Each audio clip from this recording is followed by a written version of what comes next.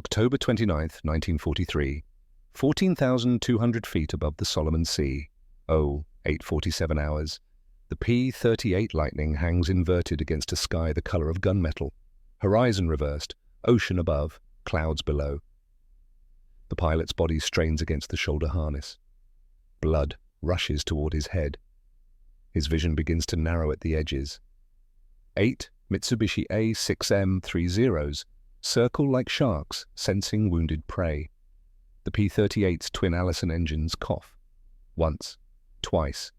Fuel sloshes in the tanks as gravity fights the fuel pumps. The left engine catches first, the right follows. Both settle into an uncertain roar. Airspeed 250 miles per hour and climbing, altitude 14,200 feet and dropping. Time until structural failure unknown. Time until the Zeros close their trap, 43 seconds. Time until certain death, 45. The pilot's hand rests steady on the control stick. His eyes sweep the instrument panel, airspeed, altitude, engine temperature, oil pressure, fuel quantity, all green, all normal, all lying, because nothing about this moment is normal.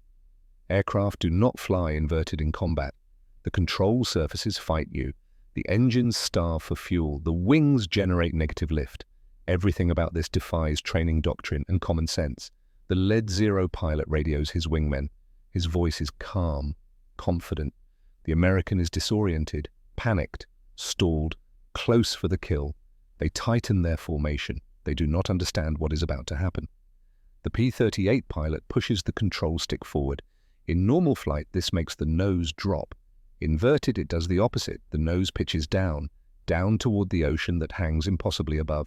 The dive angle steepens, 40 degrees, 50, 60. The altimeter begins to unwind. 14,000 feet, 13,500, 13,000. The airspeed indicator climbs, 280 miles per hour, 300, 320. The airframe begins to shake. Rivets rattle in their holes. The twin tail booms vibrate like tuning forks. Wind screams past the canopy at frequencies that make teeth ache. The pilot keeps the stick forward, riding the edge of control. His vision narrows further. Blood pressure builds in his head. His eyes feel like they are bulging from their sockets. He counts seconds in his mind. 1, 2, 3. The Zeros follow. They should not. Their orders are clear. Shoot the crippled bomber. Disengage. Preserve aircraft for the next engagement. But instinct overrides discipline. They see prey fleeing downward. They follow. The lead Zero rolls inverted, matches the P-38's dive angle. 3 more follow. They accelerate, 300 miles per hour, 350, 400. At 420 miles per hour, inverted, pulling -3 Gs, the laws of structural engineering become non-negotiable. The Zero weighs 400 pounds. Built for maneuverability, lightweight construction, thin aluminum skin over minimal internal bracing, it can turn inside anything in the sky, but it cannot handle sustained high-speed, negative G loads. The wing spars flex, the rivets strain. At 430 miles per hour, the lead Zero's right wing begins to buckle. The pilot sees it happen. The wingtip folds upward, slowly at first, then catastrophically. The spar snaps with a sound like a rifle shot. The wing separates. The Zero tumbles, shedding pieces, trailing fuel. The pilot is unconscious or dead. The aircraft disintegrates before it hits the water 12,000 feet below. No parachute, no final radio call, just physics expressing itself through torn metal and shattered lives. The remaining Zeros pull out, hard, desperate. Their pilots yank back on their control sticks, rolling upright, bleeding speed to avoid the same fate. 2 succeed, 1 does not. His aircraft shudders. The tail section cracks. He enters a flat spin.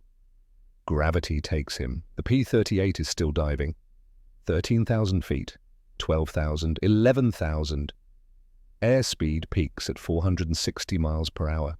The aircraft screams like metal tearing itself apart. But the twin boom design holds. The stress distributes across 2 fuselage structures instead of 1. The wings flex, but they do not fold. Lockheed's safety margins are being tested beyond anything the engineers imagined. At 10,000 feet, the pilot begins his recovery. He rolls the aircraft upright, pulls back on the stick. The nose comes up. G-forces slam him into his seat. His vision grays. 6 Gs, 7, 8. The airframe groans. Somewhere in the left boom something cracks, but the wings hold. At 9,000 feet he levels out.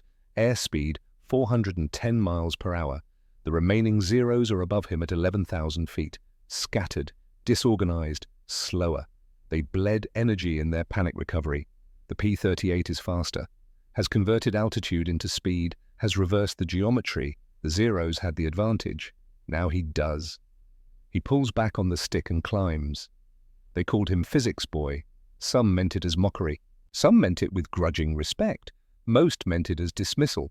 Fighter pilots are supposed to trust their instincts, react without thinking, fly with aggression and confidence.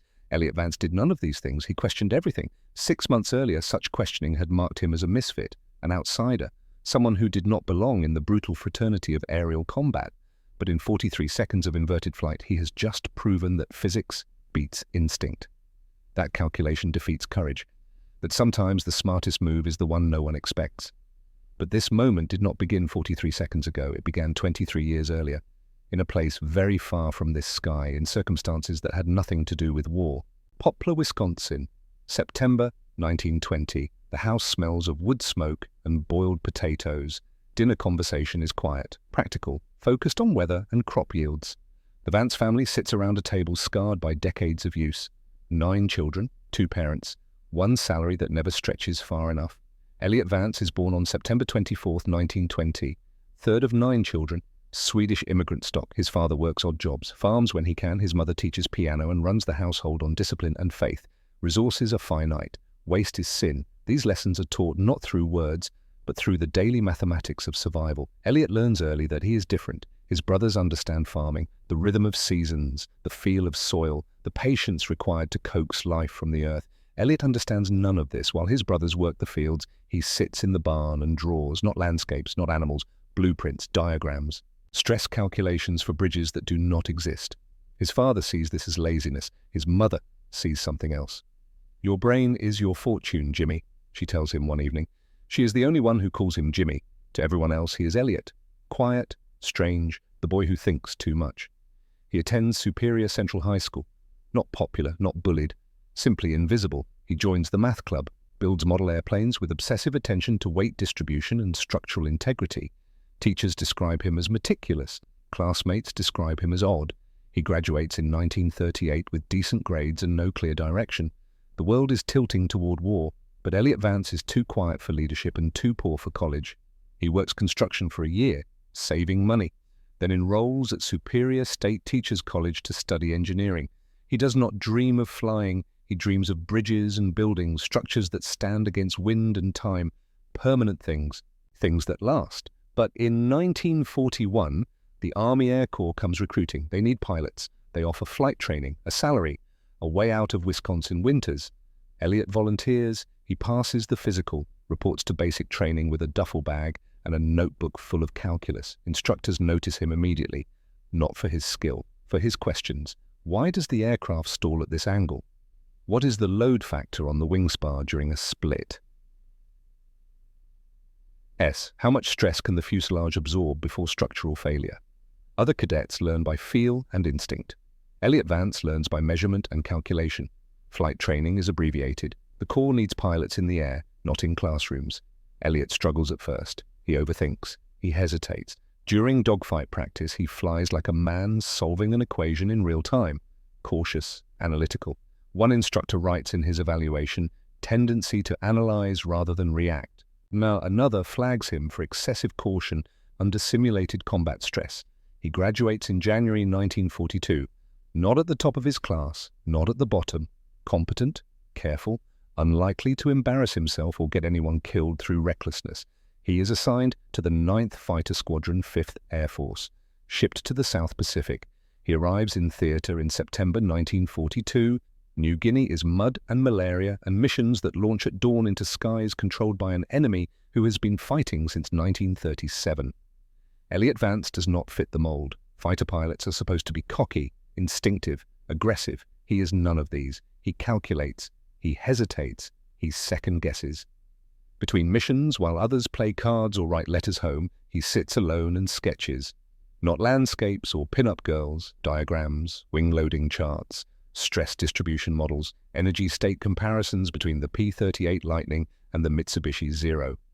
His tent mate is Francis Lent, a farm boy from Iowa. Good-natured, patient. Francis is the one who gives him the nickname. "You're like some kind of physics professor," Francis says one evening. "Physics boy." The name spreads through the squadron. Some use it with grudging respect. Most use it with contempt. There is a hierarchy in fighter squadrons. It is built on survival, on kills, on instinct honed by combat. The veterans have earned their place through skill and luck. When they say a maneuver is suicide, they are not guessing. They are reporting data purchased with the lives of friends. Elliot Vance is a recent arrival with fewer than 20 missions. He has one confirmed kill. He has never been shot down. He has never watched a wingman burn. His theories are untested. His calculations are academic. In the brutal economy of aerial combat, his opinion carries no weight. The veterans do not hate him. They dismiss him. There is a difference. Lieutenant Ward Hollister is the worst, 28 years old. 11 confirmed kills. The kind of pilot who flies on instinct and aggression. The kind who survives through quick decisions and quicker reflexes. Hollister makes no secret of his contempt. During pre-mission briefings, when Elliot raises his hand to ask technical questions, Hollister rolls his eyes. Sometimes he walks out. Once he mimics Elliot's flat Wisconsin accent in front of the entire squadron. "What's the enemy's rate of climb, sir?" "How much does ammunition load affect our roll rate?" The other pilots laugh. Elliot says nothing, just takes notes. Between missions, he sits in the mess tent and sketches. Francis Lent asks him once why he bothers. No one listens, no one cares. Elliot's answer is simple. Someone should. Francis does not ask again. The revelation comes in November 1942. Elliot is watching ground crews replace a cracked wing spar on a P-38 that survived a hard landing. The crew chief is explaining the damage to a young mechanic. Excessive G-load during a split S maneuver. The pilot pulled too hard, the metal bent but did not break. The aircraft landed safely. Elliot approaches, asks to see the engineering specifications. The crew chief's name is Amos Declan, 35 years old, Irish-American, hands like leather, face like carved wood. He has been keeping P-38s flying through 6 months of hell. He has seen plenty of pilots. Most ignore the ground crews. Some are polite. Few ask intelligent questions. Declan laughs. Pilots don't read engineering specs. "I do," Elliot says. Declan studies him for a moment, then shrugs. "Operations tent? Technical library, knock yourself out." Elliot spends 3 hours reading Lockheed manuals, not skimming, reading, every page, every table, every diagram. He learns that the P-38 Lightning is rated for 8 Gs, positive 3.5 Gs, negative. But the actual structural failure point is higher, much higher. Lockheed builds in safety margins. The airframe can theoretically handle 11 or 12 Gs before catastrophic failure. No pilot has ever tested it. No pilot has ever needed to. Elliot starts running calculations. He fills notebooks with equations, sketches, force diagrams, considers the problem from first principles. The Zero outturns the P-38 in level flight because it is lighter, lower wing loading, but in a dive mass becomes an advantage. The heavier aircraft accelerates faster. The P-38's twin-boom design distributes stress across 2 fuselage structures instead of 1. In theory, it can handle negative G maneuvers that would tear a single fuselage fighter apart. In theory, a pilot could roll inverted, push forward on the stick, and dive at speeds no Zero could match without structural failure. In theory, this would break the enemy's attack geometry, create a reversal opportunity. In theory. Elliot knows that theory and practice are separated by a gap measured in blood. He approaches his squadron commander, Captain Thaddeus Kern, 40 years old, veteran of the early Pacific campaigns, a man who has written too many letters to mothers, who carries the weight of command like a physical burden. Elliot explains his concept, shows his calculations, describes the stress distributions, the energy states, the probable outcomes. Kern listens without interruption. When Elliot finishes, Kern's response is immediate and final. Absolutely not. The maneuver is untested, unauthorized, suicidal. Negative G flight causes fuel starvation. The engines could quit. The control surfaces could lock. The wings could fold. Even if the airframe survives, the pilot would black out from blood rushing to his head. Elliot argues, shows more calculations, explains the safety margins. Kern cuts him off. "Doctrine exists for a reason, Lieutenant. Pilots who deviate die. The discussion ends here.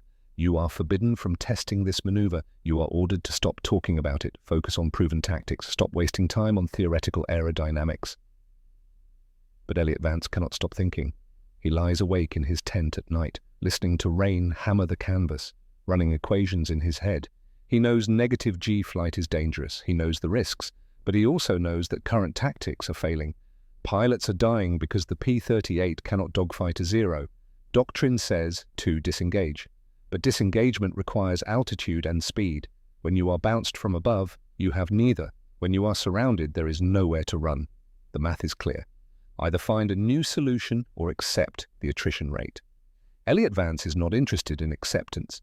He is interested in survival. The losses mount through the fall of 1942 and into 1943. September 6 pilots killed. October 4 more. November 3. The squadron bleeds experience faster than replacements arrive. Every mission is a calculation. 12 fighters escorting bombers into airspace controlled by 70 enemy aircraft. The odds do not improve. They worsen. In operations tents across New Guinea, commanders review mission reports and draft cables requesting reinforcements. The replies are sympathetic but vague. Resources flow to Europe. The Pacific is a secondary front. Make do with what you have. Pilots make do. Between missions, they sit in the shade of wing roots and talk in quiet voices. They compare notes, argue about deflection angles and energy management. Some believe better aircraft will solve the problem. Others want longer-range fuel tanks or heavier guns. A few think the war in the air is simply unwinnable with current equipment. All of them are exhausted. All of them have watched friends burn. Ground crews work through tropical nights, patching bullet holes, replacing shattered canopies. They scrub blood from seats and do not speak of what they clean. Mechanics develop rituals. Some refuse to service aircraft that have lost 2 pilots. Others etch small marks on engine cowlings. Prayers in grease pencil. Everyone knows the statistics. Everyone pretends they do not. Elliot continues his calculations in secret. He sketches. He measures. He refines his theory. Francis Lent watches sometimes but says nothing. The other pilots ignore him. Physics boy in his notebooks. Let him waste his time. Maybe it keeps him sane.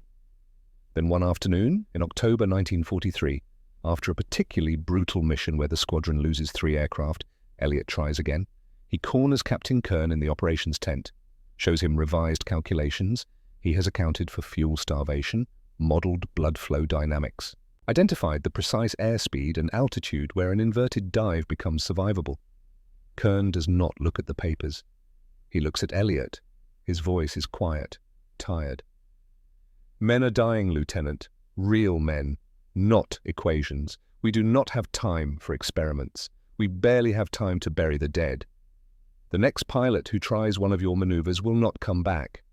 And I will write a letter to his mother explaining that he died because some farm boy convinced him physics was more reliable than doctrine. Do you want that responsibility? Elliot does not answer. Kern walks out. The conversation is over. But the question lingers. October 29, 1943. The briefing tent smells of sweat and mildew. Maps are spread across wooden tables. The target is marked in red grease pencil. Rabaul, the most heavily defended Japanese stronghold in the South Pacific. 5 airfields, over 300 aircraft, anti-aircraft batteries thick enough to turn the sky black. The mission is simple on paper. Escort B-25 bombers to the harbor. Suppress enemy fighters. Get everyone home. The reality is more complicated. Rabaul is a meat grinder. Previous raids have cost the 5th Air Force over 40 aircraft in 2 weeks. Intelligence estimates 70 Japanese fighters will rise to meet the strike package. Zeros, Oscars, Tonys. The math is brutal. 12 American fighters versus 70? The veterans know what this means. Some will not return. The question is who? Captain Kern delivers the briefing. His voice is steady, professional. He outlines the route, the timing, the radio frequencies, the rally points if the formation scatters. When he finishes, there is silence. No one asks questions. There is nothing to ask. The mission is what it is. Fly it or refuse. Refusal is not an option. Elliot checks his aircraft before dawn. The P-38 Lightning sits on a coral hardstand, dew beading on the aluminum skin. Ground crews have patched bullet holes from the previous mission. Engines are topped off with oil. Ammunition belts feed into the nose cannons. 4 50 caliber machine guns, 1 20mm cannon, 1,400 rounds total. Elliot walks the pre-flight inspection with Amos Declan. The crew chief has kept this particular aircraft flying through 6 months of combat. He knows every rivet, every wire, every quirk and complaint. Declan mentions a slight vibration in the left engine. Nothing serious. But noticeable above 8,000 feet. Elliot makes a note. Everything matters. Everything can kill you. The flight launches at 6:30 hours. 12 P-38s climb through broken clouds, forming up over the coast before turning north. The bombers are already inbound, slower, lower, vulnerable. The fighters position themselves above and behind, scanning for threats. Radio discipline is tight. No chatter, just altitude calls and position updates. The weather deteriorates as they cross into Japanese-controlled airspace. Cloud cover thickens, visibility drops, the formation loosens, pilots struggle to maintain visual contact. Then the first warning crackles over the radio. "Bandits high, 11 o'clock. Elliot looks up. Contrails streak the sky above them, lots of contrails. The Japanese are not ambushing, they are swarming. The engagement begins at 18,000 feet. Zeros dive out of the sun, firing before the Americans can react. Tracers stitch the air. 1 P-38 takes hits in the wing and peels away trailing smoke. The formation scatters. Doctrine says to stay together, but doctrine assumes you have time to coordinate. There is no time. The sky fills with aircraft. A chaotic three-dimensional brawl where altitude and position shift every second. Elliot brakes left hard, trying to climb back to altitude. A Zero latches onto his tail. Elliot dives, pulls up, reverses. The Zero stays with him. Another joins from the right, then two more. They are boxing him in, classic tactics, setting up a crossfire. Elliot checks his altitude, 14,000 feet and dropping. His fuel gauge shows 3/4 full. The left engine is vibrating harder now, just as Declan said it would. He counts the zeros. 8. They are not rushing, they are methodical, patient, coordinating. He has 15 seconds before they close the trap. Maybe less. His hand rests on the stick. His eyes sweep the instruments. Airspeed, altitude, engine temperature. All green. He thinks about Captain Kern, about the letters to mothers, about the math. Then he makes a decision. Elliot Vance rolls the P-38 inverted. The horizon flips. Sky below. Ocean above. His body strains against the harness. Blood rushes toward his head. The engine coughs once, twice, then catches as fuel sloshes in the tanks. The Zeros hesitate. Aircraft do not fly upside down in combat. The control surfaces fight the pilot. The engines starve for fuel. Experienced pilots know this. They have seen inverted aircraft before, always in death spirals, always trailing smoke. But Elliot is not spiraling. He is stable, level, inverted. The lead Zero pilot radios a warning to his wingmen. American pilot disoriented, close for kill. They tighten, formation. They do not understand what is about to happen. Elliot pushes the stick forward and drops toward the ocean at 1,000 feet per second.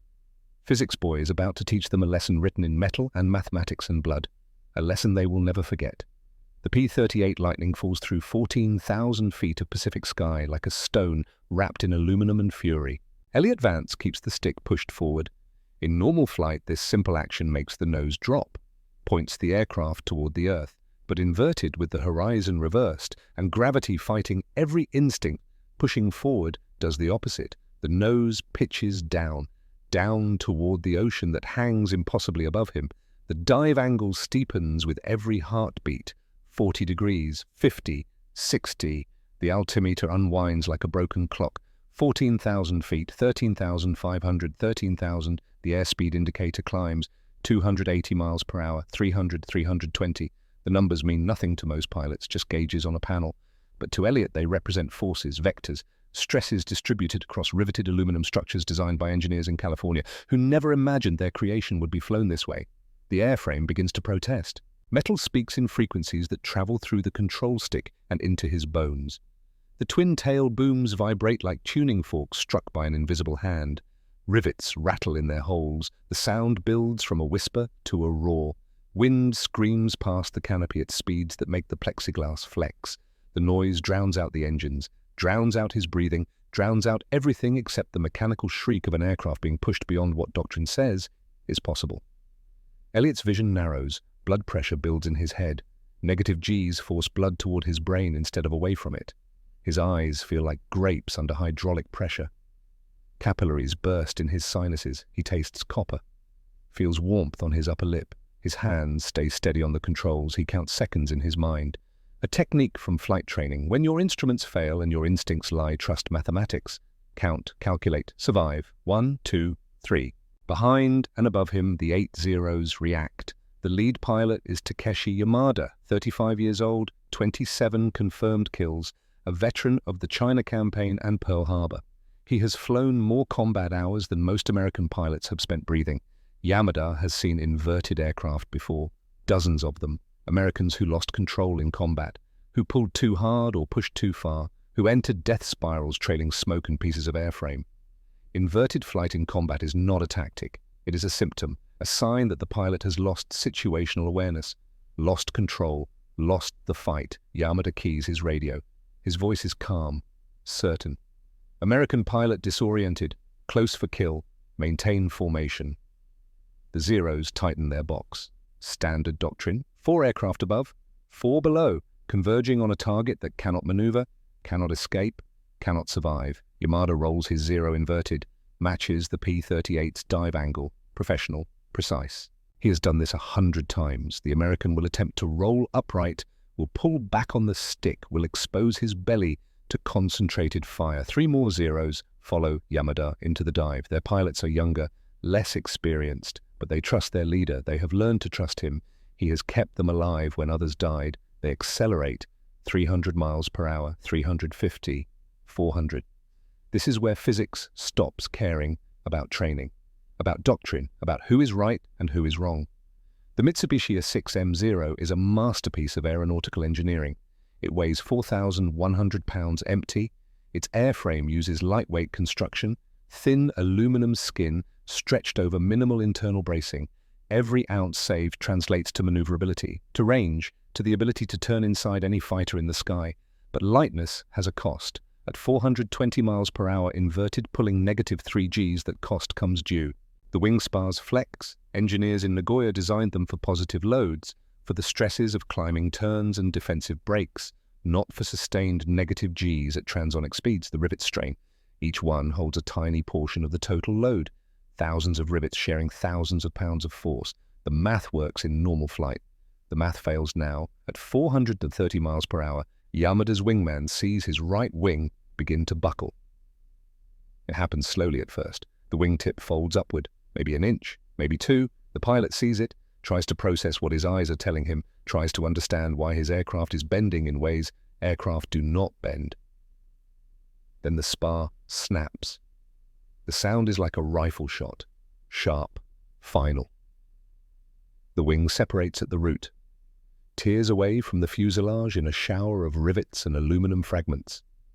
The Zero tumbles, no longer an aircraft, just a collection of parts falling separately toward the ocean 12,000 feet below. The pilot does not eject. The Zero has no ejection seat. He tries to open the canopy, but the airframe is tumbling. Centrifugal force pins him to his seat. 3 Gs, 4, 5. Blood vessels burst in his brain. He loses consciousness. The aircraft disintegrates over the next 8,000 feet. Pieces scatter across 2 miles of sky. The pilot's body is still strapped to the seat when it hits the water. Yamada sees it happen, sees his wingman die, sees physics express itself through torn metal and broken promises. His mind races through possibilities. Structural failure, manufacturing defect, sabotage, anything except the truth. The truth is too terrible to accept. The truth is that the American pilot is not disoriented, not panicked, not losing control. The American pilot is teaching them something new. Yamada keys his radio again. His voice has changed, no longer calm, no longer certain. Yamete, pull out. Pull out now. 2 Zeros respond immediately. Their pilots yank back on their control sticks, rolling upright, bleeding speed, pulling out of the dive with every ounce of strength in their arms. One succeeds, the other does not. His tail section cracks under the transitional loads. 6 Gs positive after 3 Gs negative. The structural mounting points were not designed for such reversals. Metal fatigue that should have accumulated over months happens in seconds. The tail separates. The Zero enters a flat spin. The pilot fights the controls. Nothing responds. He is flying a brick with wings. He has 5,000 feet to accept this. To make peace, to remember his family, he does not eject. There is no way to eject. He rides the aircraft down. Yamada pulls out successfully. His hands shake on the stick. His aircraft groans. Somewhere in the airframe, something has cracked. He does not know what, does not care. He is alive. That is enough. He looks down, searching for the American P-38, expecting to see wreckage. expecting confirmation that the maneuver killed the pilot who attempted it. The P-38 is not dead. Elliot Vance passes through 10,000 feet, still inverted, still diving. His airspeed peaks at 460 miles per hour, 39 miles per hour from the theoretical structural failure point calculated by engineers who never imagined their aircraft would be tested this way. The P-38 screams, metal tortured beyond its design limits, but the twin-boom configuration distributes stress across two separate structures. Each boom carries roughly half the total load. Each boom flexes independently. The design was never intended for this, but the design works anyway. At 10,000 feet, Elliot begins his recovery. He rolls the aircraft upright. The horizon flips again. Sky above, ocean below. Normal, the way things should be. Then he pulls back on the stick. G-forces slam him into his seat. His vision grays, then dims. 6 Gs, 7, 8. Blood drains from his brain. His peripheral vision collapses to a tunnel. The tunnel narrows. For a moment he thinks he will black out. Then the nose comes up. The dive shallows. The G-forces ease. His vision clears. Somewhere in the left boom something has cracked. He feels it through the airframe. A wrongness, a vibration that was not there before. But the wings hold, the tail holds. The aircraft responds to his inputs. At 9,000 feet he levels out. His airspeed is 410 miles per hour. The remaining Zeros are scattered above him at 11,000 feet, disorganized, slower. They bled energy in their panic recovery, burned airspeed, pulling out of dives they should never have entered. Elliot has speed, has energy, has options. The Zeros had the advantage 30 seconds ago. Altitude, numbers, position, all the tactical elements that determine who lives and who dies in aerial combat. Now he has the advantage. He pulls back on the stick and climbs. The twin Allison engines roar at full power, 1,425 horsepower each, 2,850 total, enough to pull 12,800 pounds of fighter and fuel and ammunition straight up at 3,000 feet per minute. The P-38 trades speed for altitude. 410 miles per hour becomes 380, then 350, then 320, but altitude increases 9,500 feet, 10,000, 10,500. The remaining Zeros see him coming. 5 aircraft, 5 pilots, who watched 3 wingmen die in ways that make no sense, who do not understand what happened, who know only that the American they thought was beaten has reversed everything. They try to reposition. 2 brake left, 2 brake right, 1 holds position. They are reacting, not coordinating, not executing a plan, just reacting. Elliot picks his target, the Zero at 10,500 feet, climbing and turning right, trying to gain altitude, trying to regain the advantage. Elliot is already higher, already faster, already inside the decision loop. He rolls right, leads the turn, closes the distance. 1,200 yards, 1,800. The Zero pilot sees him, tries to turn harder, bleeds more speed. The Zero can turn tighter than the P-38 in level flight, but this is not level flight. This is a climbing turn, and the P-38 has energy the Zero does not.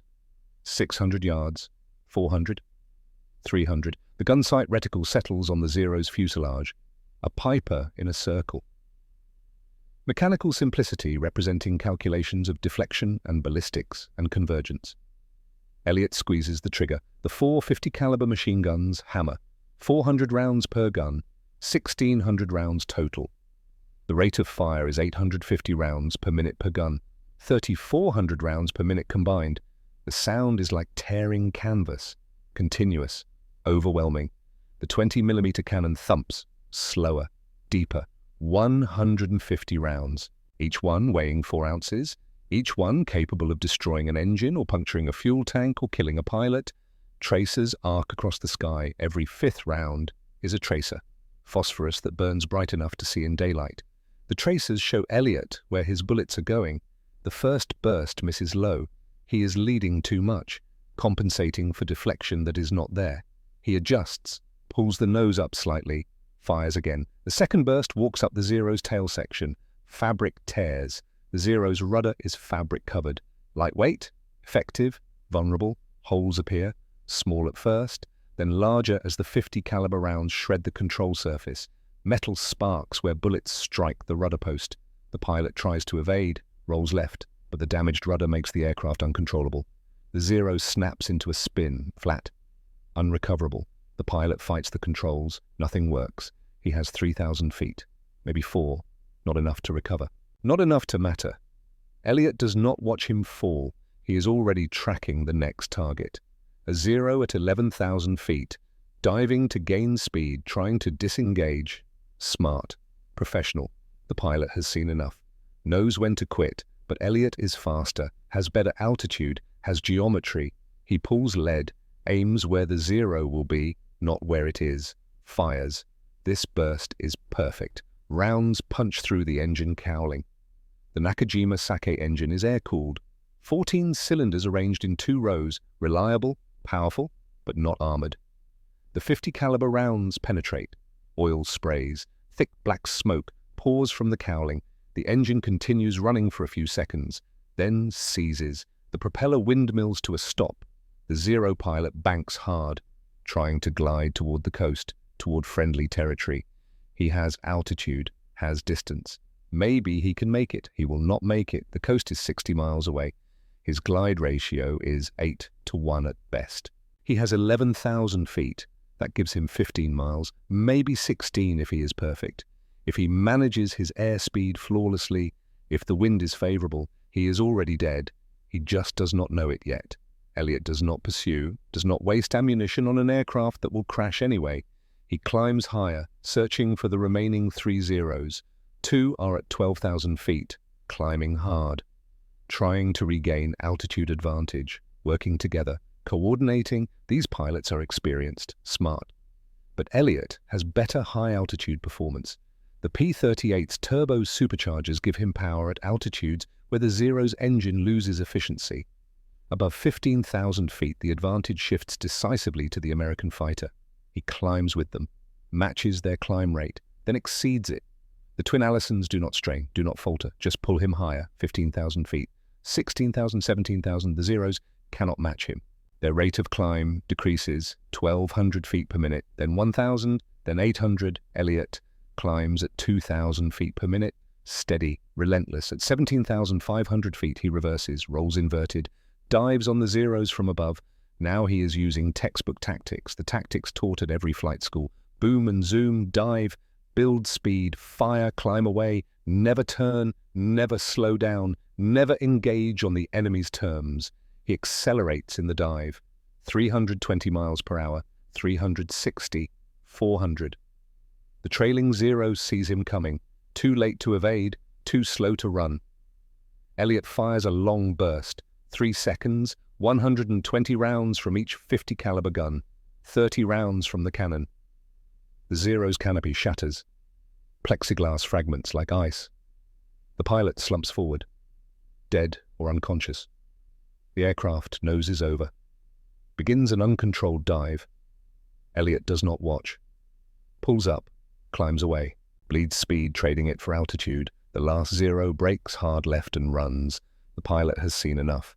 5 aircraft in his flight, 4 are dead or dying. He is alone, outnumbered, out of options. He dives for the deck. Full power, running for Rabaul, 60 miles north. Safety, survival. Yamada is somewhere else in the sky, also running, also trying to understand what happened, how the Americans developed this tactic, who taught it to them, whether others know it. Elliot does not pursue either 0. His fuel is critical. His left engine is vibrating badly. The vibration Amos Declan mentioned before takeoff has become worse, much worse. He has combat damage he cannot assess, cracks he cannot see, stress fractures that might propagate into catastrophic failure at any moment. He turns south, points the nose toward home, checks his instruments, fuel gauge 1/4 tank remaining, roughly 100 gallons. At cruise consumption, that gives him 90 minutes, maybe 100. Distance to base 320 miles, time required at cruise speed 130 minutes. The math is simple, brutal, undeniable. He does not have enough fuel to make it home. Oil pressure on the left engine fluctuates. The needle swings, 70 pounds per square inch, 50, 60, 40. The engine is dying, bearings wearing out, oil leaking somewhere in the system. He reduces power on the left engine, feathers the propeller slightly, tries to reduce the load. The vibration smooths, not much, but enough. He can fly on one engine. The P-38 is designed for asymmetric flight, but single engine performance is marginal. He will lose altitude, slowly, steadily. He does the math in his head. Current altitude, 16,000 feet. Glide ratio with one engine, approximately 8:1. That gives him 21 miles per 1,000 feet. Times 16 equals 336 miles. He has 320 miles to cover. He has margin, barely. He shuts down the left engine completely, feathers the propeller, the vibration stops. Silence from the left side, just the steady roar of the right Allison. The P-38 flies on, asymmetric, damaged, but flying. The flight back takes 93 minutes. Elliot flies alone, separated from the formation. The other P-38s returned 30 minutes ago. They had fuel, had 2 working engines, had no reason to think he survived. He monitors his instruments with obsessive attention. Every gauge, every needle, every fluctuation. Oil temperature on the right engine climbs 85 degrees Celsius, 90, 95, 98. The red line is 105. He watches the needle approach the danger zone, degree by degree. At 102 degrees, he reduces power further. The oil temperature stabilizes, the airspeed drops. 180 miles per hour, 170, 160. He is slow, vulnerable. If Japanese fighters find him, now he will die. No energy for maneuvers, no speed for escape. Just a crippled fighter limping home. But the sky is empty. The combat has moved elsewhere. Or ended. He does not know which, does not care. He flies. Altitude bleeds away. 15,000 feet, 14,000, 13,000. The single engine cannot maintain level flight at reduced power. He descends in a long, shallow glide. Every 1,000 feet lost gives him 8 miles forward. The math still works, barely. At 12,000 feet, he crosses the coast, sees green jungle, white beaches, blue water, home. He radios the tower. His voice is hoarse, throat raw from breathing pure oxygen at high altitude. Tower, this is Lightning 4-2, single engine, low fuel, request straight-in approach. The tower responds immediately. The controller's voice is tense, surprised. They stopped expecting him an hour ago. Lightning 4-2 cleared straight in, all traffic holding, runway is yours, crash crews standing by. Elliot descends through 5,000 feet, 4,000, 3,000. At 2,000 feet, he lowers the landing gear. Hydraulic pressure is weak. The gear extends slowly. The indicator lights show green for the nose gear. Green for the right main gear, nothing for the left main gear. He cycles the gear, raises it, lowers it again. Still no green light on the left side. The gear might be down, might be locked, might collapse on landing. He does not have fuel to troubleshoot, does not have time, does not have options. He commits. Gear down, flaps down, power back. The P-38 slows, 160 miles per hour, 150, 140. The runway appears ahead, a strip of crushed coral carved through jungle, narrow, short, home. Ground crews line the edges. Watching, they saw 11 P-38s land 90 minutes ago, heard the combat reports, the wild stories about inverted dives and structural failures and impossible victories. Some believed, some did not. Now they watch Physics Boy bring his fighter home on one engine and a prayer. Elliot crosses the threshold at 120 miles per hour, higher than normal, faster than normal, compensating for the single engine, for the damaged airframe, for systems that might fail at any moment. He cuts power.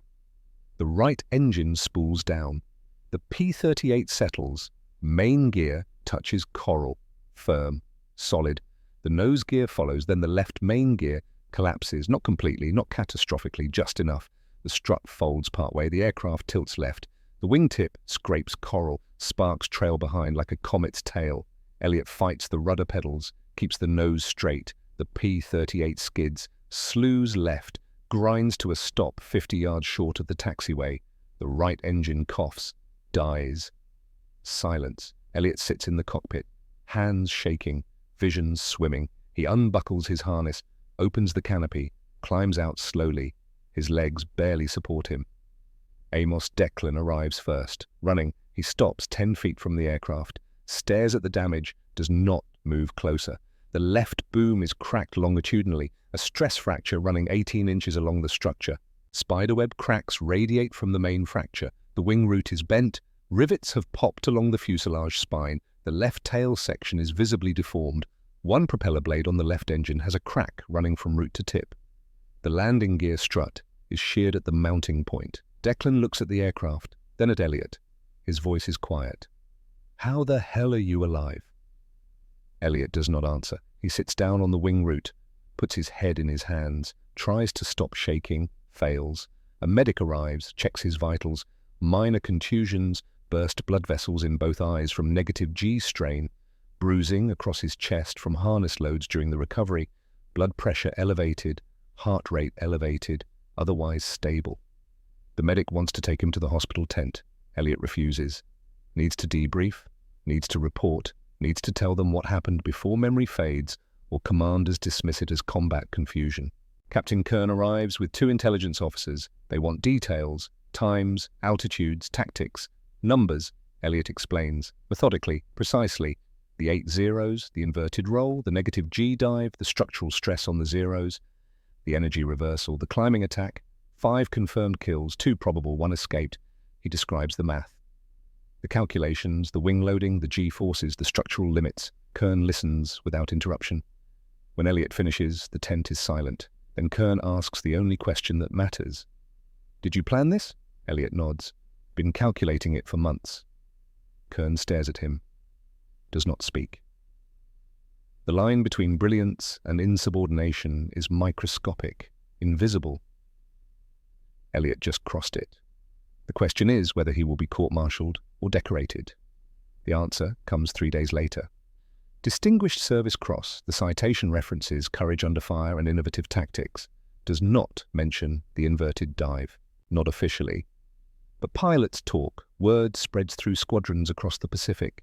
Physics boy pulled something impossible over Rabaul, took on 8 zeros alone, and walked away. The details vary with each retelling. Some are accurate, some are not. The truth becomes legend, becomes myth. The maneuver is analyzed, debated, studied. Some dismiss it as desperation.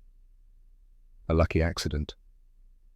One pilot in the right place at the right time with an aircraft that happened to survive stresses it should not have. Others see the logic, the calculations, the precision. They understand that Elliot Vance did not get lucky. He got the math right. A few tri-variations in training, results are mixed. One pilot blacks out during the dive and crashes into the ocean. Dead. Another tears his wings off trying to pull out too aggressively. Survives with a broken back. Will never fly again. The maneuver works, but only under precise conditions, specific airspeed, specific altitude, specific aircraft. Deviation means death. Flight instructors begin incorporating energy management principles into advanced training. Not the inverted dive itself, but the thinking behind it, understanding structural limits, exploiting enemy weaknesses, using physics as a weapon. The curriculum evolves quietly. No official doctrine changes, no manual rewrites, just small adjustments in how pilots are taught to think. Elliot's P-38 is stripped for parts. Metallurgical analysis reveals stress damage beyond repair. The left boom cracked in 3 places during the recovery. The wing spar has microfractures. The tail mounting structure is permanently deformed. The airframe survived 1 inverted dive. It would not have survived 2. Elliot Vance is grounded for 72 hours, then returns to combat. He refines his tactics, studies, calculates, flies with precision that borders on mathematical. He never performs the inverted dive again. The math only worked once. He knows this, accepts it, moves on. But the legend does not move on. It spreads, grows, becomes something larger than the man who created it. Physics boy, the pilot who broke every rule and survived, who proved that sometimes the smartest move is the one no one expects, who taught the Japanese that American fighters could do more than run, could fight, could win. 1 inverted dive, 43 seconds, 8 zeros. The numbers tell the story better than words ever could. The war grinds forward. Elliot Vance returns to combat operations on November 2nd, 1943. 4 days after Rabaul, the medical officer clears him reluctantly. The burst blood vessels in his eyes have not fully healed. Purple and red spiderwebs across the whites. They will fade with time. But not everything fades. The flight surgeon pulls him aside before he leaves the medical tent, asks him to sit. The tone is different now. Not routine, not procedural. "Lieutenant, I need to show you something." The X-ray images are clipped to a light board. Skull, lateral view, anterior-posterior view. The surgeon points to a shadow, small, barely visible, located between the skull and the outer membrane of the brain. Subdural hematoma, blood collecting between your skull and dura mater. From the negative Gs over Raboul, your blood pressure spiked so high it tore small vessels. Most reabsorb naturally, yours hasn't. It's growing. Elliot studies the images, calculating, processing. How long until it becomes critical? Impossible to predict. Could be months. Could be tomorrow. If you pull negative Gs again, it will almost certainly rupture. Massive intracranial hemorrhage. You'll be unconscious in seconds, dead in minutes. And if I don't fly, it might resolve on its own, or it might not. We don't have good data, but I'm grounding you for 6 months minimum, possibly permanently. 6 months. The war might be over in 6 months. Germany is retreating on multiple fronts. Japan is losing ground island by island. 6 months means missing the end, missing the conclusion of everything he has fought for. Elliot looks at the X-ray again. The shadow that represents bleeding inside his own skull. The price of 43 seconds of inverted flight. What if I sign a waiver, acknowledge the risk, and accept it? The surgeon shakes his head. This isn't about waivers. This is about whether I want to write to your mother explaining that I let you fly with a brain bleed because you signed a piece of paper. The answer is no. Elliot leaves the medical tent, returns to his quarters, sits on his cot, thinks. He knows the math, knows the probabilities. A subdural hematoma has roughly a 30% chance of resolving without intervention, 70% chance it continues growing until surgical evacuation is required. In a field hospital in New Guinea, surgical evacuation means trepanation, drilling holes in the skull to drain blood. Survival rate approximately 60%. The numbers are not good, but 6 months grounded means watching other pilots die using tactics he could improve, means letting Francis Lent and Ward Hollister and all the others fly missions without the benefit of his calculations. The equation is simple. His life versus their lives. One versus many. The math supports only one answer. 3 days later, Captain Thaddeus Kern calls him to the operations tent. I read the medical report.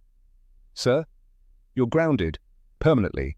Effective immediately. Elliot starts to argue. Kern cuts him off with a raised hand.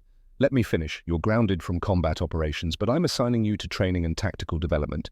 You'll teach new pilots. Work with intelligence on enemy aircraft analysis. Refine doctrine. That's not punishment. That's where you'll save more lives than flying ever could. Kern slides a folder across the table. Read this tonight. Tell me tomorrow if you accept. The folder contains after-action reports from across the Pacific Theater. Pilots attempting variations of energy management tactics. Some successful, some catastrophic. One P-38 pilot in the Philippines tried an inverted dive at insufficient altitude, crashed, killed instantly. His wingman survived and reported the details.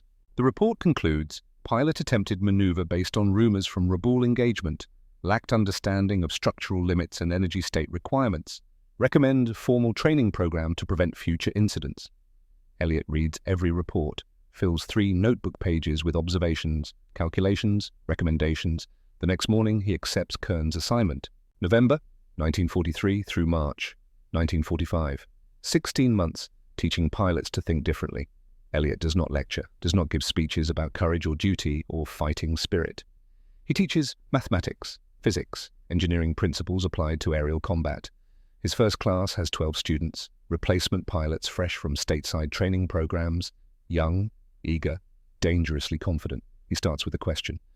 You're at 15,000 feet, enemy fighter on your tail, closing at 300 knots.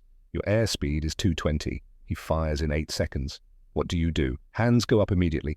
The answers are predictable. Dive, turn, evade. Elliot shakes his head. Wrong question. I didn't ask what you do. I asked what you do. The answer depends on your aircraft, his aircraft altitude, fuel state, ammunition, remaining proximity to friendlies, weather, and 6 other variables. Show me the math, then tell me what you do. The students stare. This is not how fighter pilots are taught. Fighter pilots are taught to react, to trust instincts, to fight with aggression and confidence. Elliot writes equations on the blackboard. Energy state calculations, turn radius formulas, structural load limits. Half the students drop the course within a week. Too complicated, too much thinking. They want to fly, not calculate. The other half stay. These 6 become the nucleus of something new. A different kind of fighter pilot. one who understands why maneuvers work instead of just performing them by rote. One student is particularly sharp. Lieutenant Robert Hayes, 22 years old, engineering degree from MIT. Volunteered for flight training because the math seemed interesting. Hayes absorbs everything, asks questions that reveal genuine understanding, starts bringing his own calculations to class, alternative approaches, variations on Elliott's methods. So what if we applied negative G principles to offensive maneuvers instead of defensive ones? Elliott pauses, considers. Show me the math. Hayes fills a blackboard with equations. The concept is sound.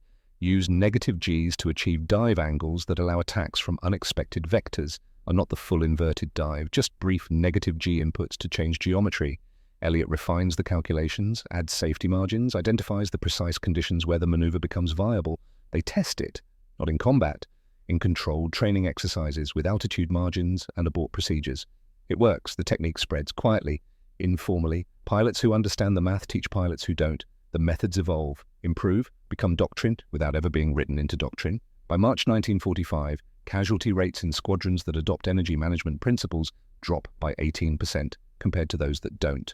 18% means roughly one pilot saved for every 6 missions. The math compounds. One pilot saved trains other pilots, who save more pilots, who train more pilots. Elliott never flies combat again, never adds to his 40 confirmed kills. But the pilots he teaches accumulate victories that dwarf his individual record. Collective kills numbered in the hundreds. Intelligence officers notice, start asking questions. How did tactics change so rapidly without official doctrine updates? The answer always traces back to a medical tent in November 1943, to a grounded pilot with a brain bleed who chose to teach instead of fight. April 1945, the war in Europe ends, Germany surrenders, resources shift to the Pacific. The invasion of Japan is scheduled for November.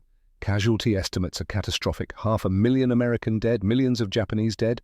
Elliott receives orders in May, return to the United States, process for discharge, resume civilian life. He files the orders, does not act on them. Lockheed Corporation contacts him in June. They need test pilots for a new generation of aircraft. Jets instead of propeller-driven fighters. Speeds approaching 600 miles per hour. Capabilities that would have seemed impossible 4 years earlier. The offer includes salary housing and the opportunity to work directly with engineers on aircraft design, to influence safety features before aircraft enter production. Elliott accepts without hesitation. He reports to Lockheed's facility in Burbank, California on July 23, 1945. The transition from combat instructor to test pilot is seamless.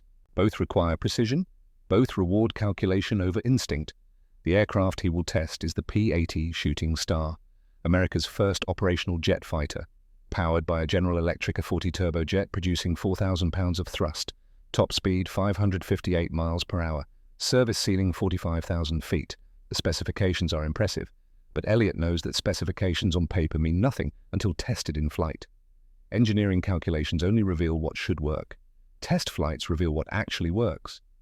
He spends 3 weeks studying the aircraft, reading technical manuals, interviewing engineers, learning every system, every limitation, every failure mode. His notebooks fill with calculations, thrust-to-weight ratios, fuel consumption curves, transonic aerodynamic effects, compressibility characteristics. The chief engineer is impressed. Most test pilots just want to fly. You want to understand.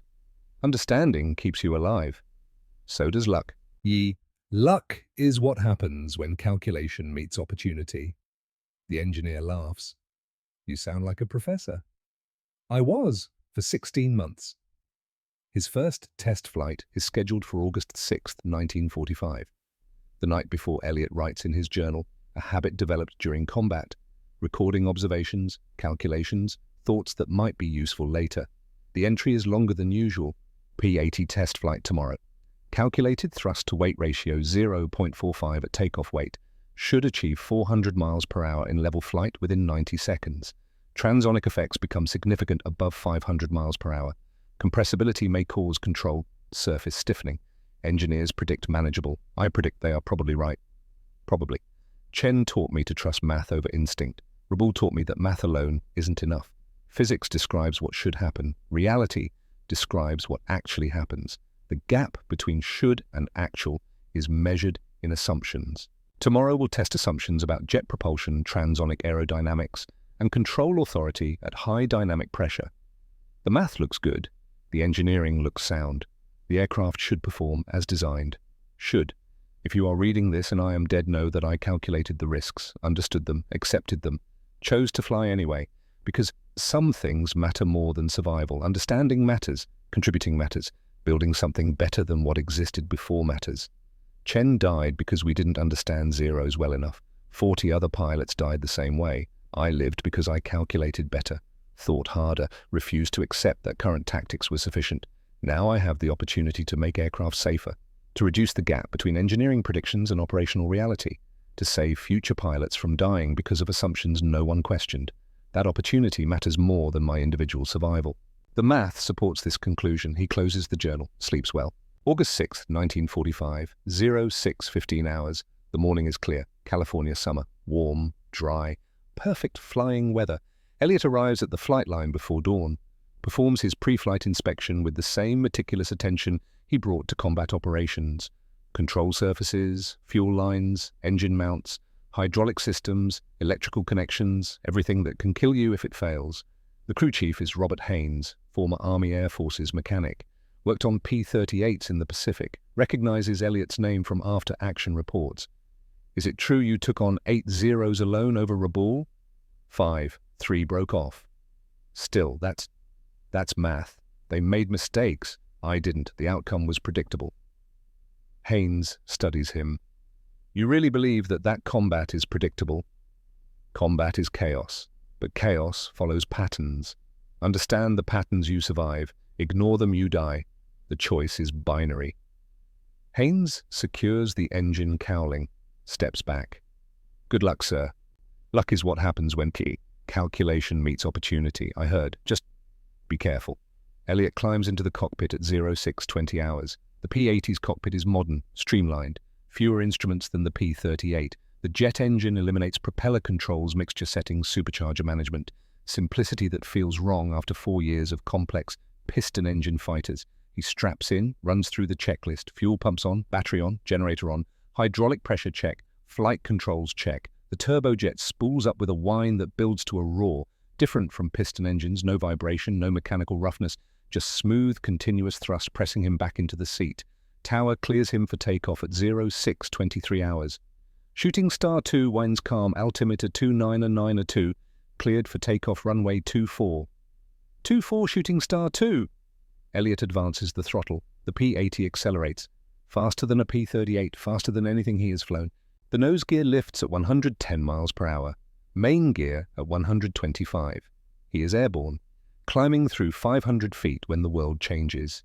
The engine note shifts, subtle at first, a slight reduction in thrust, barely noticeable, then obvious. The left engine instruments show fuel pressure dropping 40 pounds per square inch, should be 65.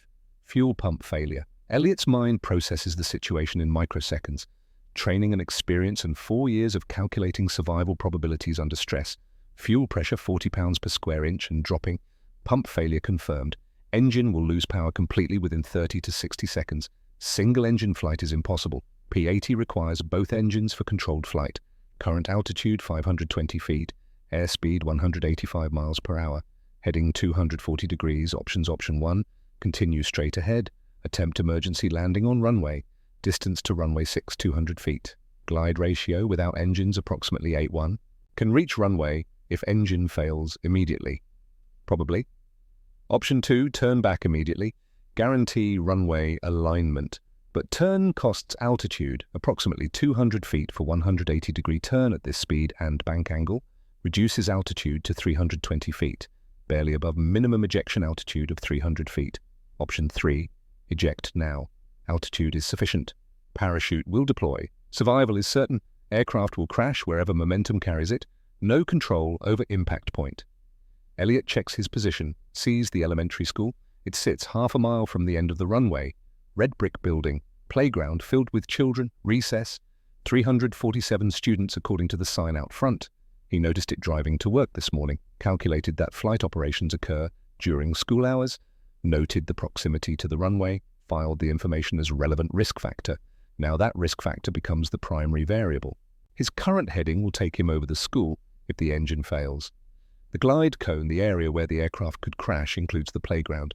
Includes the building, includes 347 children who have no idea. A jet fighter with a failing engine is turning above them.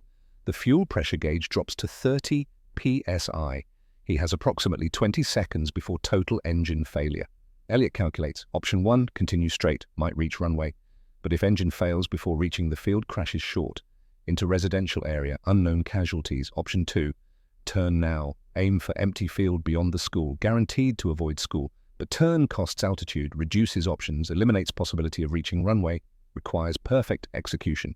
Option 3, eject, survives, aircraft crashes uncontrolled. 70% probability of impacting school grounds based on current heading and momentum. 347 children. 70% probability. The math is unacceptable. Elliot pulls the stick left, hard turn away from the school, toward the empty field 1,800 feet beyond the playground. The P-80 banks, 60 degrees, tight, aggressive, bleeding altitude with every second. 500 feet, 450, 400. The fuel pressure gauge hits 20 psi. The engine coughs, loses power, not failed completely, not yet. But dying, tower sees the turn, radios immediately. Shooting Star 2 say intentions. Elliot keys the mic. His voice is calm, steady. Same tone he used briefing students. Engine failure, turning away from school. Will attempt landing in field southwest of runway. Shooting Star 2, you are cleared to eject. I say again, cleared to eject. Negative. Aircraft trajectory will impact school if uncontrolled.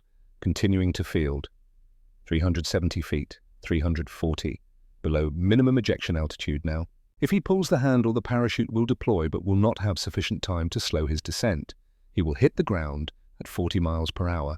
Survivable but catastrophic injuries. Broken spine, broken pelvis. Possible paralysis but alive. 310 feet. The field is ahead, empty. Brown earth, dry grass, safe. He does not pull the ejection handle. 280 feet. The engine dies completely. Total loss of thrust. The P-80 becomes a glider, sleek, aerodynamic, but heavy, sinking at 800 feet per minute. He has approximately 20 seconds. Elliot extends the landing gear. No time for pre-landing checklist, no time for proper approach, just a desperate attempt to reduce impact speed. The gear extends, hydraulics whine, 3 green lights, locked, 200 feet, 150. He lowers flaps, 10 degrees, 20, maximum deflection. The P-80 slows, but also sinks faster. 1,200 feet per minute now, 100 feet. The ground rushes up. He can see individual blades of grass, rocks, variations in terrain, 50 feet. He pulls back on the stick, flares, trying to convert the last bit of airspeed into lift, trying to reduce sink rate, trying to survive. The P-80 impacts at 80 miles per hour. Nose gear first. The strut collapses immediately. The nose slams down. Main gear takes the load. Holds for half a second. Then the right strut fails. The aircraft tilts. Right wing digs into earth. The wing root tears away from the fuselage. Fuel sprays. The friction of metal grinding across dirt generates sparks. Fuel ignites. The fireball is visible from 3 miles away. Elliot Vance dies instantly. The impact forces crush his chest against the instrument panel. Ribs shatter. Sternum fractures. Heart ruptures. Death occurs before conscious awareness of pain. His final thought is a calculation. Distance from school to impact point. 1,820 feet. Sufficient margin. The children are safe. The math worked. One last time. The elementary school teachers hear the explosion. Rush outside.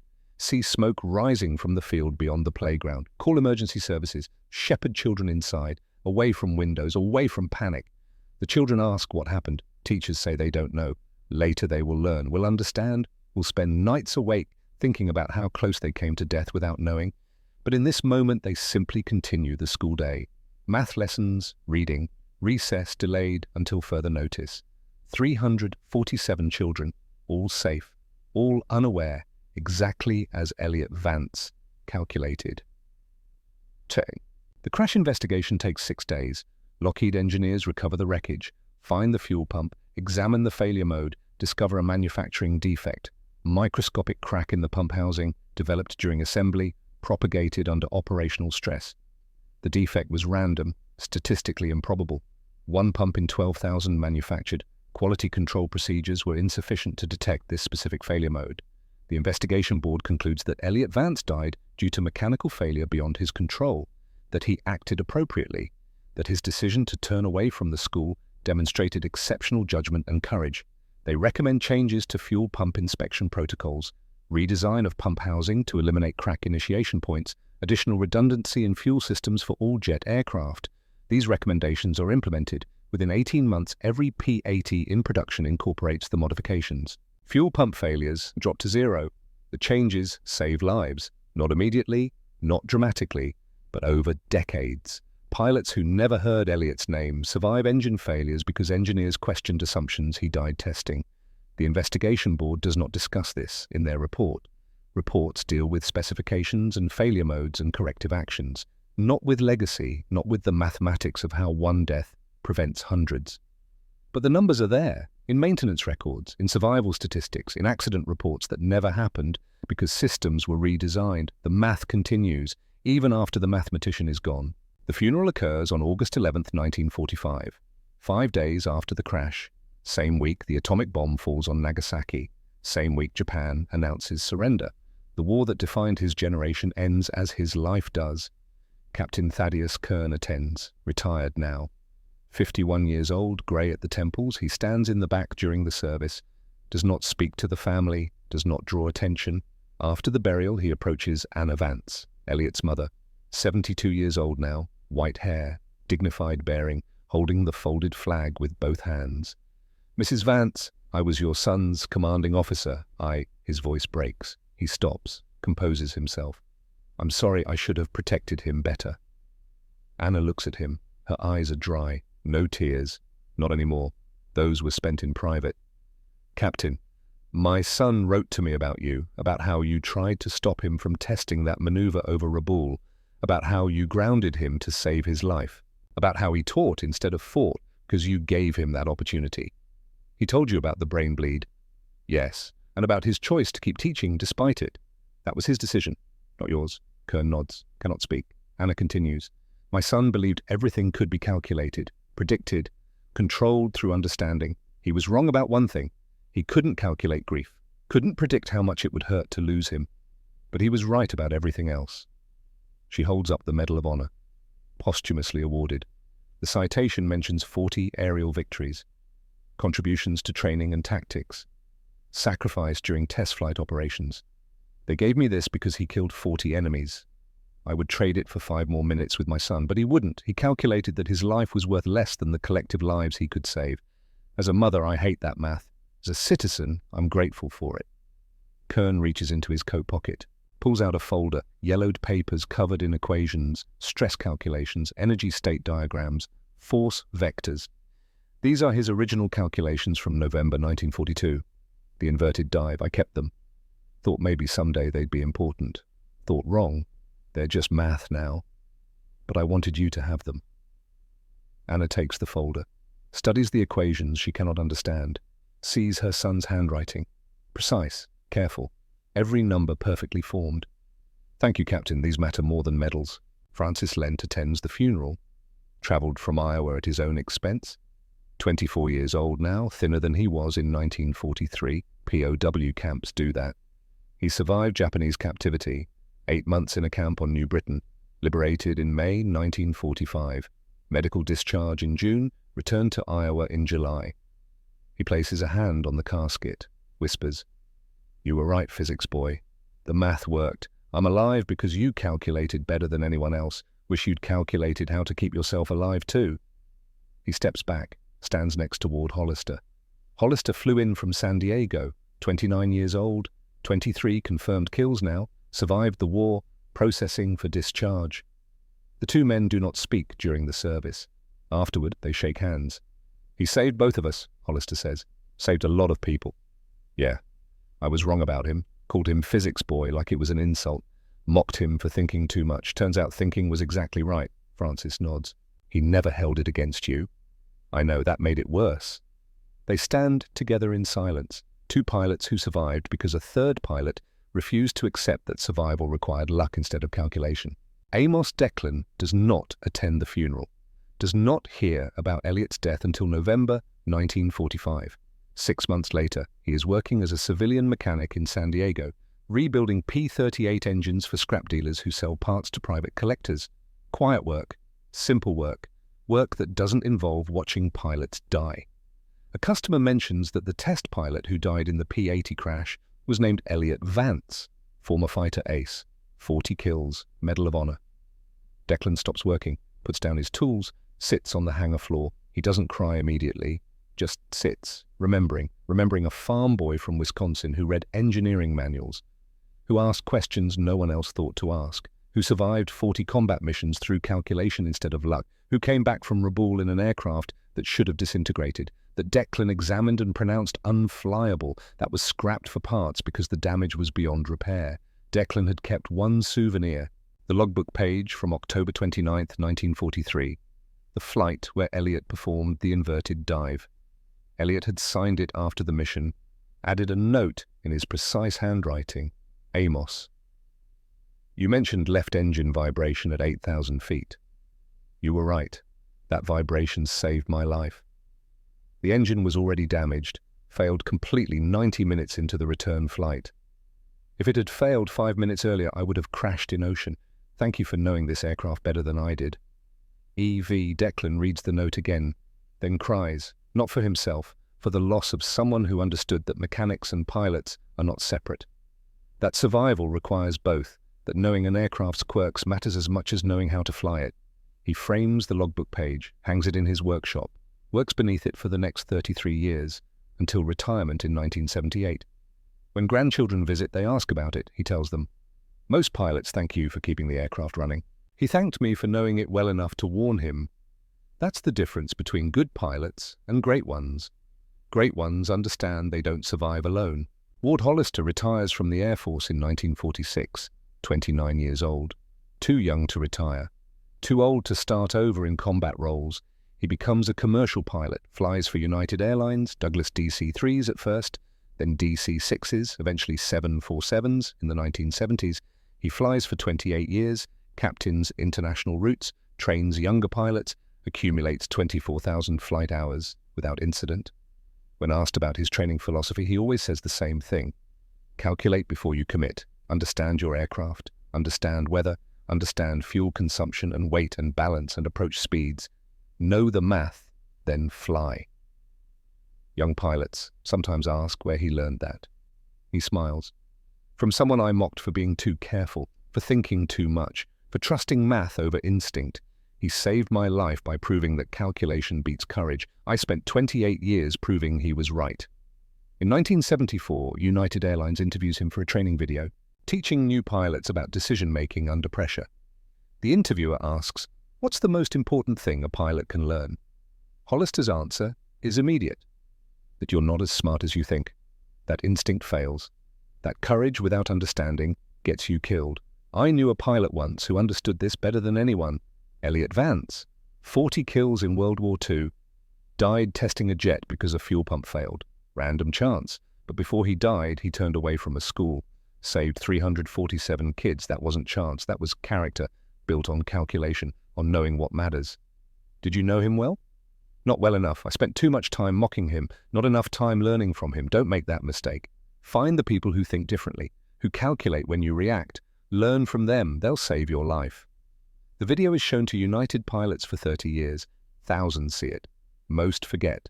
Some remember. The ones who remember become the pilots who survive engine failures over oceans, who land damaged aircraft safely, who make decisions that save passengers who never know how close they came to dying. The math continues to propagate, calculation by calculation, decision by decision. Captain Thaddeus Kern lives to 84, dies in 1987, lung cancer, 2 packs a day for 40 years. When he dies, his desk contains one item of significance. Elliot's original calculations from November 1942, framed, under glass, yellowed but preserved. His will specifies donate to Smithsonian Air and Space Museum. Label, The Equations That Changed Aerial Warfare. Author, Lieutenant Elliot Vance, 9th Fighter Squadron, 5th Air Force, November 1942. His executor contacts the Smithsonian, explains the provenance, the historical significance, the connection to America's top ace. The Smithsonian curator reviews the documents, consults with historians, returns a polite letter declining the donation. While we appreciate the offer, our collection focuses on artifacts with broad historical significance. Personal calculations, while interesting, do not meet our acquisition criteria. We recommend donating to a local aviation museum or historical society. This, the executor tries 3 other museums, all decline, same reason. Insufficient historical significance, the calculations are thrown away, filed with estate materials marked for disposal. Sent to a landfill in Virginia, the mathematics that saved hundreds of pilots, that revolutionized energy management tactics, that proved physics could defeat instinct. Gone, but the principles endure. Taught at fighter weapons schools, embedded in doctrine, passed instructor to student across generations who never learn the origin. The math survives even when the mathematician and his calculations do not. Takeshi Yamada lives to 83, dies in 1991. Natural causes, he spent 45 years after the war as an aeronautical engineer working for Mitsubishi, designing civilian aircraft, applying lessons learned in combat to peacetime engineering. In 1987, an aviation historian interviews him, recording oral histories of Japanese fighter pilots, preserving perspectives before they are lost. The historian asks about Rabaul, about October 29, 1943, about the engagement where 4 Zeros were destroyed by structural failure. Yamada is silent for 30 seconds, then speaks. We analyzed the wreckage for months, tried to understand how our aircraft failed when his did not. Eventually we discovered the principle: mass distribution under negative G loads. The P-38's twin-boom design distributed stress across 2 structures. Our single fuselage design concentrated it into one. Simple physics we should have calculated before the war started. Did you know the American pilot's name? Not until years later. Elliot Vance, 23 years old, 40 victories, died testing jet aircraft in 1945. I learned this reading American aviation history in the 1960s. How did you feel learning his name? Yamada considers. I hated him that day over Rabaul, hated his skill, his innovation, his willingness to try what should have been impossible. I lost 4 wingmen, good men, experienced pilots, because an American farm boy understood his aircraft better than we understood ours. And now I respect him more than almost any pilot I fought against. He understood physics, we understood tradition. Physics won, it always wins. That's what I taught my engineering students for 45 years. Understand the math, question assumptions, calculate before committing. These principles came from combat, from pilots like Vance-san who refused to accept that courage alone was sufficient. The interviewer asks one final question. Do you consider him an enemy? Yamada shakes his head. He was an adversary, not an enemy. Enemies hate, adversaries compete. I competed against the best aerial tactician of the Pacific War. He won, I survived. That is honorable outcome for both. Would you have wanted to meet him? Yes.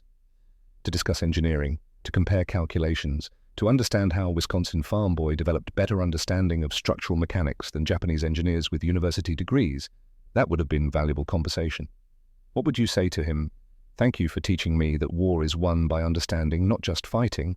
I spent 45 years applying that lesson, built safer aircraft, designed better structures, saved lives, because you proved physics matters more than courage. Yamada pauses. And I would apologize for killing so many of his countrymen. War makes adversaries of people who should have been colleagues. The interview is published in Japanese in 1988, translated to English in 1992, included in a collection of oral histories titled Wings of Memory Pacific War Fighter Pilots Speak. The book sells modestly, 3,000 copies. Most readers skip the technical discussions, focus on personal stories and emotional content. But some readers pause at Yamada's interview, wonder about Elliot Vance, search for more information. They find obituaries from 1945, find Medal of Honor citations, find brief references in unit histories.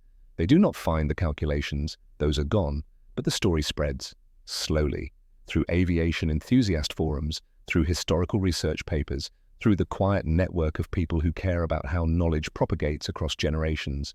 The 347 children who attended Thomas Edison Elementary School on August 6, 1945, never knew. They grew up, became teachers, engineers, doctors, accountants, parents, lived normal lives, raised families, contributed to society in small, uncountable ways.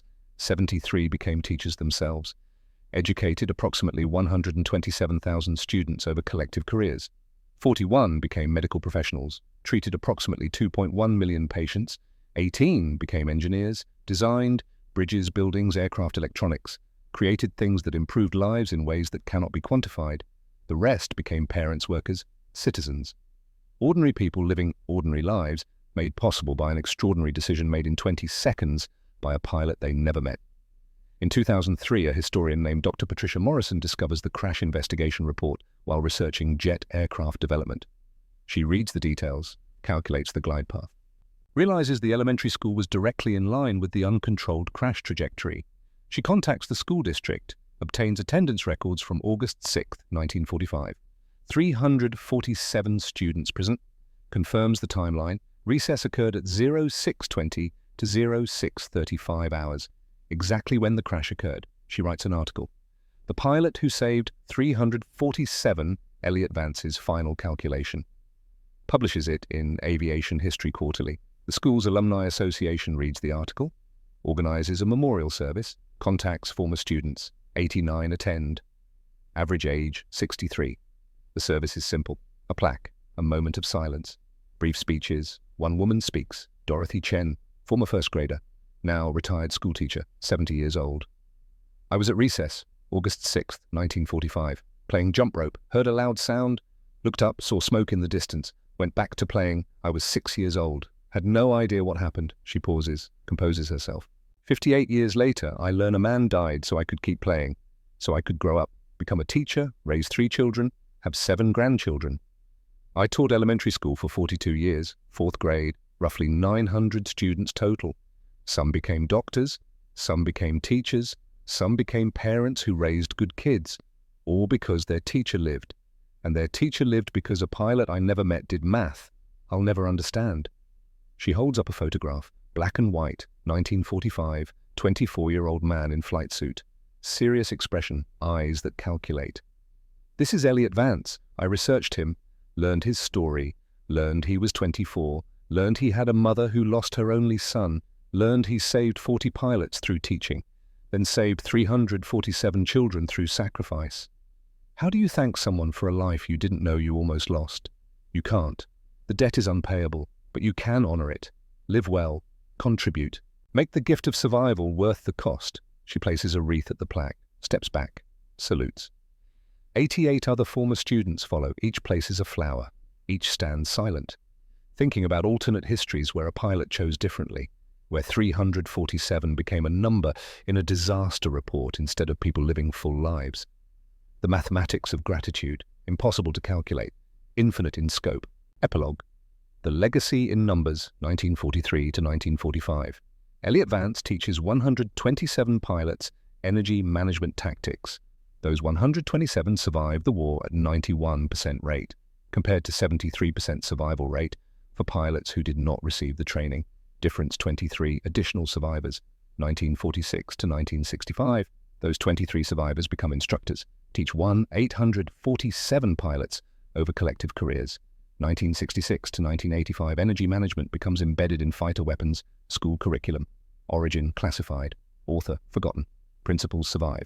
Estimated pilots trained in energy management tactics, 1943 to 2023, 48,000 plus. Estimated lives saved through better tactical decision-making, incalculable, but not zero. Year 2015, the restored P-38. Lightning painted as tail number 42, nose art reading, calculated risk tours air shows across the United States. The pilot who flies it is Commander James Mitchell, USN retired, former F-14 pilot, 2,400 flight hours, now civilian warbird pilot. Mitchell knows the story, has read the after-action reports, has studied the calculations that were thrown away, but reconstructed from squadron records and intelligence summaries. He does not attempt the inverted dive during demonstrations. Too dangerous, too specific to circumstances that no longer exist. But before every flight, he sits in the cockpit, checks instruments, runs through calculations, fuel consumption, weight and balance, wind conditions, structural loads. He does this because a pilot he never met proved that calculation saves lives, that understanding matters, that physics beats instinct. After one airshow, a veteran approaches, 92 years old, former P-38 pilot, 9th Fighter Squadron, flew with Elliott Vance. You fly that airplane beautifully? Thank you, sir.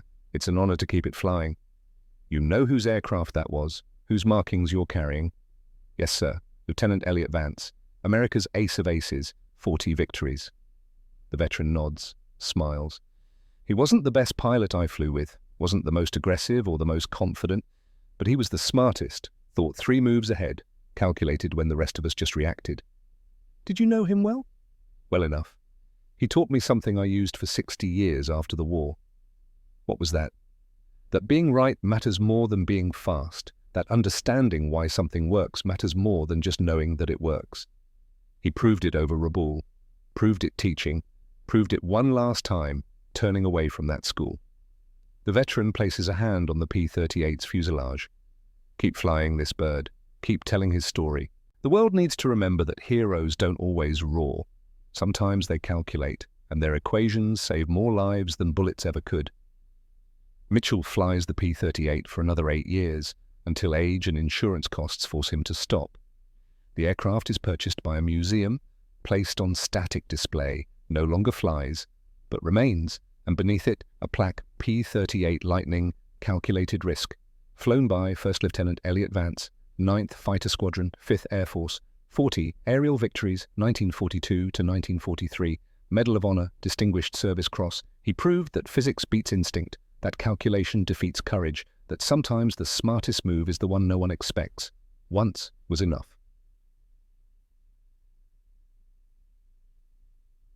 Visitors read the plaque, take photographs, move on to the next exhibit. Most forget within minutes, some remember. Wonder. Search for more information, find fragments. Pieces of stories scattered across archives and oral histories and aviation journals. Never find the complete picture. Never learn all the details, but learn enough. Learn that survival requires thinking differently, calculating carefully, understanding deeply. Learn that one person who questions assumptions can change how thousands think. Learn that legacy is not measured in monuments or medals, but in ideas that outlive their creator, in principles that propagate through generations, in lives saved by mathematics that most people never see. The numbers tell the story better than words ever could. 40 aerial victories, 347 children saved, 48,000 pilots trained, incalculable lives improved, one farm boy from Wisconsin who trusted physics over faith, who calculated when others reacted, who proved once and for all that the smartest move is sometimes the one no one expects. Physics boy, once was enough.